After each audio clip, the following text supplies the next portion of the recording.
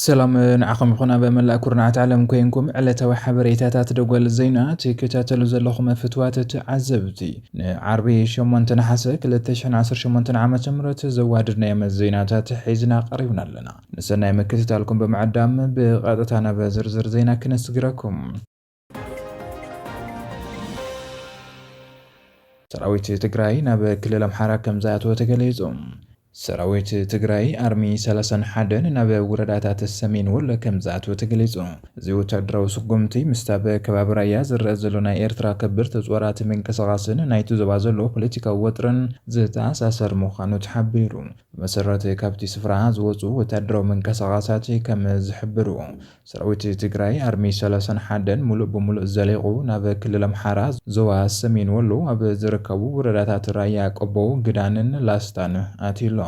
እቲ ሰራዊት ብማሕጎብ ቢሉ ብምዝላቕ ናብ ከባብታት ጀሞዶ ወትወት ግራራይን እንጅፋትን ከምኡውን ናብ ባይባዮ ቢጮሩን ኣማያን ብዓወት ከም ዝኣተወ ተሓቢሩ እዚ ሓድሽ ወታደራዊ ዕብየት ዝመጽእ ዘሎ ኣብቲ ዝባ ዘሎ ፖለቲካዊ ወታደራዊ ወጥሪ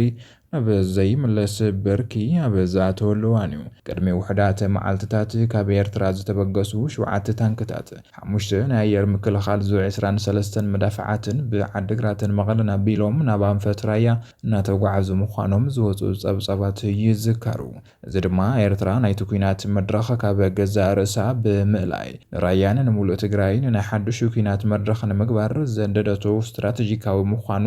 ተንተንቲ ይሕብረሉ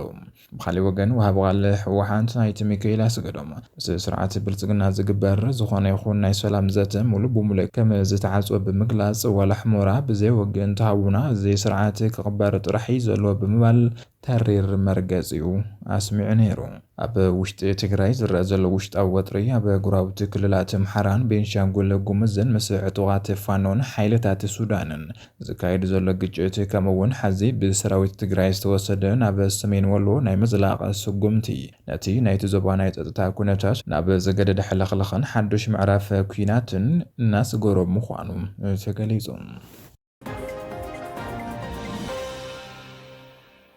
حيلتات قلطف دقف RSF حدا تحت عدمة تقراوي وتادر كمز تمارخو تقليزو حيلتات قلطف دقف RSF مثل سراويت السودان أبز كايد وكينات حدا تولادي كل التقراي زخونا وتادر كمز مارخ فليتو قبل إنسايدر أفريكا حبير الله نتي تقراوي تحت عدمة وتادر بمخانون نافتي تمالي حاموس 13 حسا أب تغا كتما كرموك أبز تخايد وكينات بحيلتات قلطف دقف كابز تمارخو واقعتي حدا مخانو بمقلاز زي دما سراويت حوحات مثل سراويت السودان تسليفو يواقع كم زلو زريت وسخ مرداتا مخانو اتوم عطوغات قالعم احقراو حقي تحت عدما زخون صانات نابعتقاو قجت ممل مالن معتاقن كم زخلكلن بقبن كوينات كم زحتتن زي قالسو كان تخونه اب تقراي زلو قدد وتوادرو ململاقن نازي حقي زي تحاسي بموال تتابق تساو مسلات كخاستو مصنحوم يفلت ابزي حزوانون ابزي تفرالي كبابتات تقراي قفا مناسي كم زغطلو اب زقلطل زلوان اب السودان مس سراويت جنرال آل برهان وغن خوينوم زواغو زلو ابلات TDF موتن مرخون يخونو كم زلو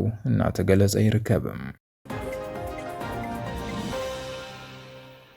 بخالي زينا درون زجزانا يو نصر سلامة حيلتات موقعي كبل فيلد مارشال برهانو جلا قليزم سراويت مكلخال إثيوبيا درونات زجزة نصر سلام حيلتات موقع مخانو يتماجر شوم سراويت مكلخال فيلد مارشال برهانو جلا فليتم نصر سلام حيلتات بدرون يخون بمدفع ناي موقع ملو مسلن وسانن نايت سراويت مخانو قليزلو بمنتع عين تزوار كم نوقعهم توم نصر سلام حيلتات زي كونوس بعلن عينان مرز بموالون ترير وتدرو ملخت محلاليفهم يتماجر شوم سراويت مكلخال فيدرال إثيوبيا فيلد مارشال برهانو جلا أبزابو مجلزي سراويت مكلخال زعات غومن زجازومن زمن أو درونات نصر سلام حيلتات الموقعين نهاجر دحننت بزت أمام المنجدي نمحلاون زعل بمخانو أسمير له فيلد مارشال برهانو جلا وسيخو 5 حبرو سراويت مكلخال نصر سلام حيلتات بدرون يخن بمدفع ويون بخالوت زجاز أنا يمكنات مسارحتات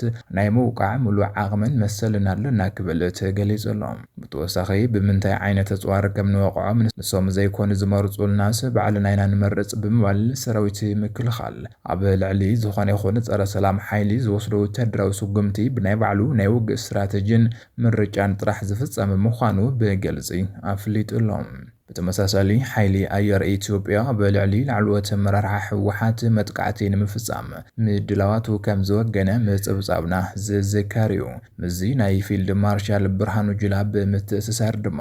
ኣብ ዝቐረባ እዋናት ቴክኖሎጂ ዝተሓወሱ ሰብ ኣልቦ ነፈርቲ ኣብ ልዕሊ መራሕቲ ሕወሓት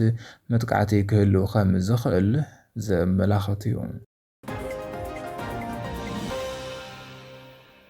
ጀነራል ጻድቃን ገብረትንሳኤ ካልኣይ ስብሓት ነጋ ንምዃኑ ዝጽዕር ዘሎ ክብል ጀነራል ዮሃንስ መንጋግ ተዛሪቡ ጀነራል ዮሃንስ መንጋግ ጀነራል ጻድቃን ገብረትንሳኤ ካልኣይ ኣይተ ስብሓት ነጋ ንምዃኑ እናጻዕረ ምዃኑ ብምግላጽ ተሪር ፖለቲካዊ ነቐፌታ ሰንዚሩ ጀነራል ጻድቃን ኣብ ዝቐረበ እዋን ኣብ ዘሕተሞ መጽሓፉ ኣብቲ ዝመርሖ ዝነበረ ኩናት ናይ ልዕሊ 1 ሚልዮን መናእሰይ ምጥፋእ ዘጠዓሶ ከም ዘይኮነ መጽሓፉን ሰሜን እዝ መውቃዕና የናስሓንን ምባሉን ተወቂሱሎ ኣይተ ስብሓት ነጋ ንትግራይ ብናይ ባዕሉ ስርዓት ገይሩ ከም ዝዘረፋ ጀነራል ጻድቃን እውን ናይ ባዕሉ ስርዓት መስሪቱ ንትግራይ ንምዝራፍ እናተጣበቐ ምዃኑ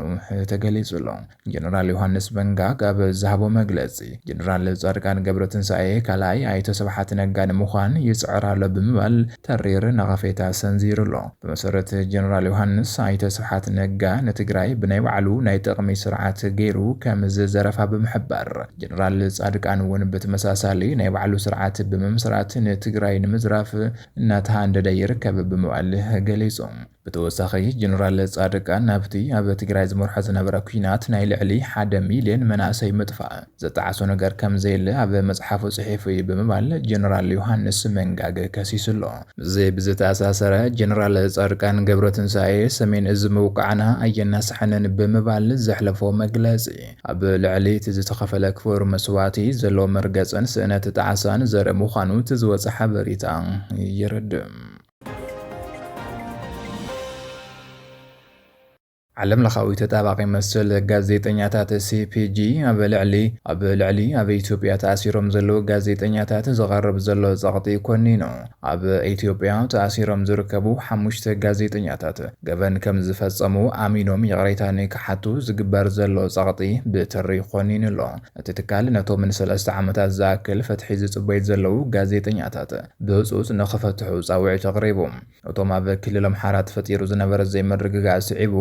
ሕዎም ጸብጻባት ምኽንያት ክሲ ግብረ ራዕዲ መስሪትሎም ዝተኣሰሩ ጋዜጠኛታት ጎበዛይ ሲሳይ መስከረም አበራ ገነት ኣስማማው ዳዊት በጋሻው ከምኡውን አባይ ዘውድዮም ጠበቃ ናይዞም ጋዜጠኛታት ዝኾነ ሶሎሞን ገዛኸኝ ንሲቢጄ ከም ዝገለጸ እቶም ጋዜጠኛታት ነቲ ናይ ባዕሎም ገበነኛ ዝነበረ ናይ ቅሬታ ደብዳቤ ኣይንጽሕፍን ብምባል ነጺገምዎ ኣለዉ እቲ ጠበቃ ወሲኹ ከም ዝበሎ ሓለፍቲ እቲ ቤት ማእሰርቲ ነቶም ጋዜጠኛታት ድሕሪ ሓዚ ብጋዜጠኝነት ከም ዘይሰርሑ ቃል ብምእታው ንኸፍርሙ ብምግዳድን ብምፍርራሕን ካብ ካልኦት እሱራት ተፈልዮም ኣለዉ ኣተሓባባሪ ፕሮግራም ኣፍሪካ ሲፒጂ ሙቱኪ ሙሞ ብዛዕባ እዚ ጉዳይ ክዘረብን ከሎ ሰበስልጣን ኢትዮጵያ ነዞም ጋዜጠኛታት ንዓመታት ኣብ ቤት ማእሰርቲ ድሕሪ ምጽናሕ ሓዚ ብግዲ ኣብ ቤት ፍርዲ ዘይፈጸምዎ ገበናት እውን ከይተረፈ ንኸኣምኑ ጸቕጢ ይግበረሎም ኣሎ ኢሉሎ እዚ ድማ ነቶም ጋዜጠኛታት ንምውራድን ንምትላልን ዝግበር ዘሎ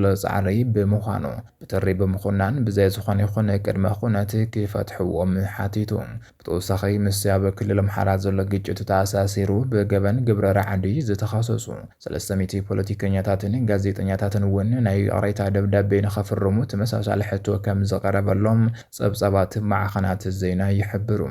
መስርሕ ፍርዲ ዞም ጋዜጠኛታት በተደጋጋሚ ቆጽራ በመغያሩ ተደናጉዩ ዝመጽእ 10 ሕዳር 2026 ከምውን ን16 ጥቅምቲ 2026 ተቆጺሩሎ ቶም ጋዜጠኛታት ብዘቀረበሎም ክሲ ገበነኛታት ተተባሂሎም እንተፈሪድሎም ድማ ማእሰርት ዕድመ ልክዕ ክጽበዮም ከም ዝኽእል እቲ መግለጺ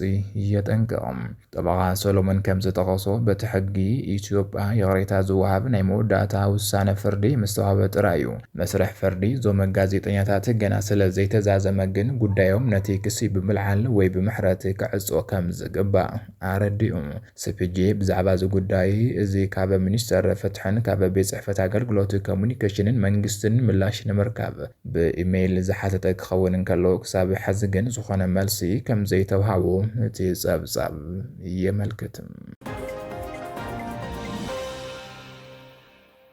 ሓይልታት ቁልጥፍ ደገፍ RSF ንልዑል ኣላይ ሰራዊት ሱዳን መሪሕ ብርጌድ ኣል በራእ ቢን ማሊክን ኬማል ቡር ከም ዘቐተሉ ኣፍሊጦም። ኣብ ሰሜን ኮርዶፋን ብዝተፈጸመ ናይ ድሮን መጥቃዕቲ ንልዑል ኣላይ እቲ ምስ ሰራዊት ሱዳን ዝስለፍ ውድብ እስላማውያን መሪሕ ብርጌድ ኣል በራእ ቢን ማሊክን ዝኾነ ኬማል ቡር መቕታሎም ሓይልታት ቁልጥፍ ደገፍ ኣፍሊጦም። እቲ መጥቃዕቲ ኣብ ልዕሊ ዕርዲ ሰራዊት ሱዳን ዝተፈጸመ ኮይኑ ምስ ኬማል ቡር ብተወሳኺ ብርክት ዝበሉ ኣባላት ሰራዊት ሱዳንን ተዋጋእትን እቲ ብርጌድን ተቐቲሎም ኣለዉ። ብርጌድ ኣል በራእ ቢን ማሊክ ኣብ ውሽጢ እቲ ብጀነራል አብደልፈታሕ አልቡርሃን ዝምራሕ ሰራዊት ሱዳን ብዓብዪ ጽልዋን ዕጥቅን ዝፍለጥ ምስ ናይ ቀደም ስርዓት አልበሽር ዝተኣሳሰሩ እስላማውያን ተዋጋእቲ ዘጠቓልለ ሓይሊ እዮም። ብመሰረቲ ካብቲ ከባቢ ዝውፅ ዘለዉ ጸብጻባት ግን ሓይልታት ቁልጥፍ ደገፍ ኣብ ሰሜን ኮርዶፋን ብዘካየድዎ ናይ ድሮን መጥቃዕቲ ንላዕለዋይ ኣመራርሓ ምስ ሰራዊት ሱዳን ዝስለፍ ውድብ እስላማውያንን መሪሕ እቲ ዓብዪ ጽልዋ ዘለዎ ብርጌድ ኣል በራእ ቢን ማሊክን ዝኾነ ከሚር ቡር ከም ዝቐተልዎ ገሊጾም ኣለዉ። በቲ ዝተፈጸመ መጥቃዕቲ ምስቲ ላዕለዋይ መራሒ ብተወሳኺ ብርክት ዝበሉ ኣባላት ሰራዊት ሱዳንን ተዋጋእቲ ብርጌድ ኣል በራእ ቢን ማሊክን ምእላዮምን መቕታሎምን እቲ ዝወፀ ሓበሬታ ይረድእ። ብርጌድ ኣል በራእ ቢን ማሊክ ኣብ ውሽጢ እቲ ብጀነራል አብደልፈታሕ አልቡርሃን ዝምራሕ ሰራዊት ሱዳን ብልዑል ናይ ውግእ ዓቕሙ ዕጥቁን ጽልኡን ዝፍለጥ ሓይሊ እዩ። እዚ ብርጌድ እዚ ብፍላይ ምስ ናይ ቀደም መሪሕ ሱዳን ዝነበረ ዑመር አልበሽር ስርዓት ዝተኣሳሰረ እስላማውያን ተዋጋእቲ ዘጠቓለለ ብምዃኑ ኣብዚ እዋን ናይ ሱዳን ውግእ ዓብዪ ናይ ውክልናን ግንባርን ግደን እናተፃወተ ዝርከብ ውዳበ ምዃኑ ይፍለጥ። ኣብ መወዳእታ ሩስያ ኣብ ልዕሊ 550 ነፈርቲ ዩክሬን ዕንወት ኣብፂሓ። ዩክሬን ብ13 ነሓሰ ምሸት ኣብ ልዕሊ ስታቭሮፖል ክሪምያ ዝርከብዎም ዝተፈላለዩ ዞባታት ሩስያን ከምኡውን ኣብ ልዕሊ ጸሊም ባሕርን ባሕሪ ኦዛቫን ዝፈነወቱ 553 ነፈርቲ ከም ዝዓገተትን ከም ዘዕንወትን ሚኒስተር ምክልኻል ሩስያ ሓቢሩ። ሃገሩ ነቲ ምስ ሩስያ ተካይዱ ዘላ ንልዕሊ 4 ዓመታት ዝቐጸለ ኩናት ደው ንምባል ዝዓለመ ሓዱሽ እማመታት ናብ ኣሜሪካ ከም ዝለኣኸ ሓቢሩ። ዘለንስኪ ኣሜሪካ ኣብ ርእሲ እቲ ኣብ ልዕሊ ሩስያ ትገብሮ ዘላ ዘቕጢ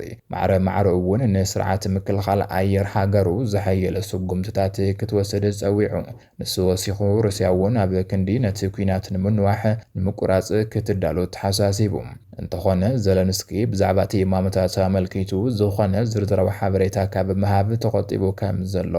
አልጀዚራ ሓቢሩ።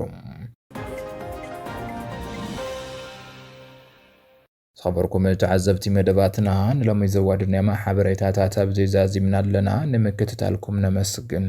سلام.